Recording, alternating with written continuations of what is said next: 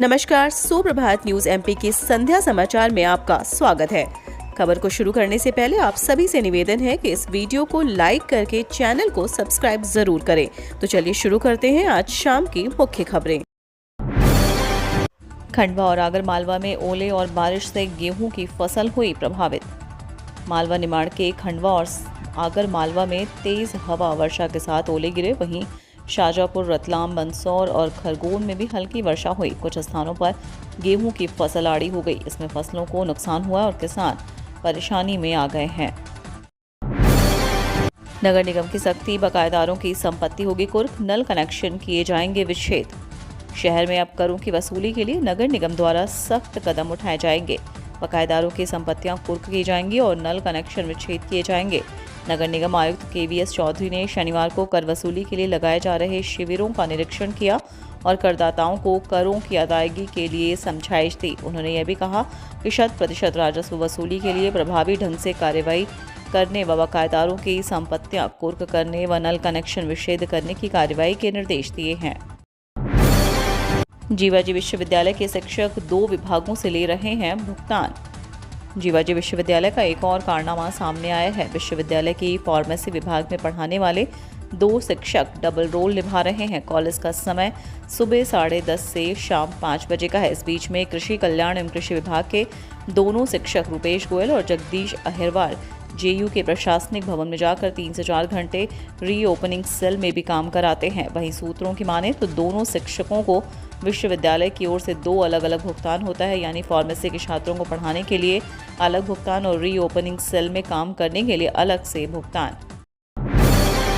होली पे मिलावट खैरों की खैर नहीं, मुखबिर बताएंगे नकली दूध मावा बनाने और बेचने वालों का पता। राजधानी में अब नकली दूध मावा और उनसे बने उत्पादों पर रोक लगाने के लिए खाद्य सुरक्षा प्रशासन मुखबिरों की मदद लेगा। इसके लिए करीब 50 लोगों को मुखबिर तंत्र विकसित किया गया है, जो मिलावट करने वालों की सूचना देंगे। इसी आधार पर खाद्य निरीक्षक संबंधितों के खिलाफ छापामार कार्रवाई करेंगे। अधिकारियों का मानना है कि मुखबिर तंत्र की सहायता से उन मिलावटखोरों तक आसानी से पहुंच सकेंगे, जिनकी सूचना देरी से मिलने के कारण कार्रवाई नहीं हो पाती थी। होली पर भोपाल, रानी कमलापति व संत हिरदा रामनगर स्टेशन से 6 विशेष ट्रेन। होली पर अपने गृहनगर जाने के इच्छुक यात्रियों की सहूलियत के लिए भोपाल, रानी कमलापति व संत हिरदा रामनगर रेलवे स्टेशन से 6 विशेष ट्रेनें चलाई जा रही हैं। इनमें से कुछ ट्रेनें शुरू हो चुकी हैं तो कुछ आने वाली अलग अलग तारीखों में चलेंगी। इसके लिए यात्रियों को राहत मिलेगी। रेलवे ने यह निर्णय रोजाना चलने वाली ट्रेनों में नो रूम व वेटिंग की स्थिति को देखते हुए लिया है। भोपाल रेल मंडल के अलावा भी दूसरे मंडलों ने विशेष ट्रेनें चलाई हैं, जो भोपाल मंडल के भोपाल, इटारसी, रानी कमलापति, संत हिरदाराम नगर व बीना स्टेशन से होकर गुजर रही है। यात्रियों को सलाह दी गई है कि इन ट्रेनों में सफ़र करने के लिए national train inquiry system rail सुविधा नंबर 139 अथवा रेलवे के पूछताछ काउंटर्स पर जाकर जानकारी ले लें। मार्च के दूसरे हफ्ते में कूनों के खुले जंगल में छोड़े जाएंगे 3 चीते। मध्य प्रदेश का वन्य प्राणी मुख्यालय मार्च के दूसरे हफ्ते में 3 चीतों को कूनो राष्ट्रीय उद्यान के खुले जंगल में छोड़ेगा। इसकी तैयारी शुरू हो गई है। इनमें 2 मादा और 1 नर चीता होगा। ये उन 8 चीतों में से हैं जिन्हें नामीबिया से लाकर 17 सितंबर 2022 को कूनो में छोड़ा गया था। नामीबिया का चीता विशेषज्ञ पहले से ही कह रहे थे कि चीते पूरी तरह स्वस्थ हैं और जंगल में छोड़े जा सकते हैं, लेकिन जनवरी में मादा चीता सासा के बीमार होने के बाद वन अधिकारी आश्वस्त नहीं हो पा रहे थे। दक्षिण अफ्रीका के विशेषज्ञों से दूसरा परामर्श लिया गया। उनकी सहमति के बाद 3 चीतों को खुले जंगल में छोड़ने का निर्णय लिया गया है। हालांकि पर्यटकों को चीता देखने के लिए अभी और इंतजार करना होगा।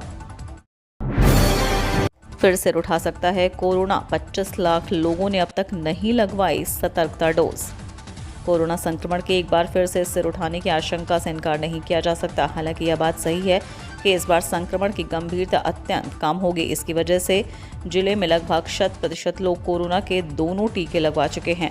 चिंता की बात यह है कि अब भी 25 लाख से ज़्यादा लोग जिन्होंने अब तक सतर्कता डोज नहीं लगवाई है। विशेषज्ञों का कहना है कि जिन लोगों को कोरोना के सभी टीके लग चुके हैं, ऐसा नहीं है कि उन्हें संक्रमण नहीं होगा। ये लोग संक्रमित तो हो सकते हैं, लेकिन टीके की वजह से शरीर में बनी एंटीबॉडी वायरस से खुद ही लड़कर उसे समाप्त कर देगी। ऐसे में संक्रमण गंभीर नहीं होगा। इन लोगों को हल्के लक्षण हो सकते हैं। सिंधी समाज कांग्रेस के साथ बीजेपी की उम्मीदों पर फिरा पानी, टेंशन में शिवराज। मध्य प्रदेश में इस साल के आखिर में विधानसभा चुनाव होने हैं। ऐसे में तमाम सियासी दलों के बीच खींचतान शुरू हो गई है। बीजेपी समर्थक सिंधियों के सामाजिक संस्था भारतीय सिंधु सभा और प्रदेश महामंत्री भगवान दास सबनानी 31 मार्च को भोपाल के लाल परेड ग्राउंड पर शहीद हेमू कालानी जन्म शताब्दी समारोह में शिरकत करने वाले आरएसएस प्रमुख मोहन भागवत को प्रसन्न करने के जतन कर रहे हैं और देश भर से 1 लाख सिंधी भाषियों को जुटाने की कोशिश कर रहे हैं। वहीं दूसरी तरफ ग्वालियर सिंधी समाज ने प्रेस कॉन्फ्रेंस करते हुए बीजेपी पर सिंधियों की उपेक्षा का आरोप लगा दिया है। पासपोर्ट बनवा रहे हैं तो दस्तावेजों में नाम व पते का करें मिलान, तभी करें आवेदन।